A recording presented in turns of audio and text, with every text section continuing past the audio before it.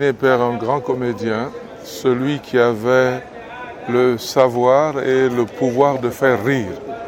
Lui, il riait personnellement très rarement, mais ayant compris la société guinéenne, il savait trouver les mots et leur significant pour traduire les émotions des uns et des autres et rendre un peu plus de joie de vivre à la plupart des Guinéens. La Guinée pleura longtemps cet artiste émérite qui a eu l'intelligence très tôt de comprendre qu'en l'humour, il y a de l'amour, que dans l'humour, il y a le sens de la mort que l'on doit pouvoir oublier, ressusciter pour être un vrai croyant, un homme de la vie, celui qui sait servir les autres et être au service de son pays. Alors, quels sont les grands souvenirs que vous gardez de lui?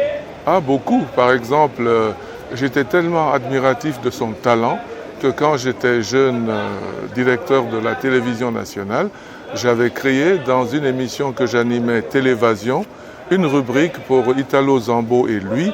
Et là, tous les week-ends, il créait de l'humour pour la satisfaction populaire.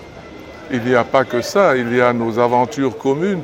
J'étais parmi ceux qui tournaient avec lui au jardin du 2 octobre et d'autres espaces de la place de Conakry. Alors aujourd'hui, la comédie est un art quand même qui a du mal à se faire de la place sur la scène en Guinée. Qu'est-ce que vous avez comme message à ces gens-là qui pratiquent ce métier? Je pense qu'il leur faut beaucoup de courage. Je pense aussi qu'ils ont traversé un beau bout de chemin et que s'ils oublient qu'il ne faut pas rire soi-même pour faire rire, ils gagneraient en talent et en compétence. En tout cas, en ce qui concerne mon ami, ce grand Sobaïlo, il avait, comme je l'ai dit au départ, le talent de faire rire. Et pour le faire, il avait de l'intelligence, il avait de la suite logique dans ce qu'il faisait. Et c'est pour cela que, ayant adopté la Guinée comme pays, tous les Guinéens l'aimaient parce qu'il glissait entre toutes les langues.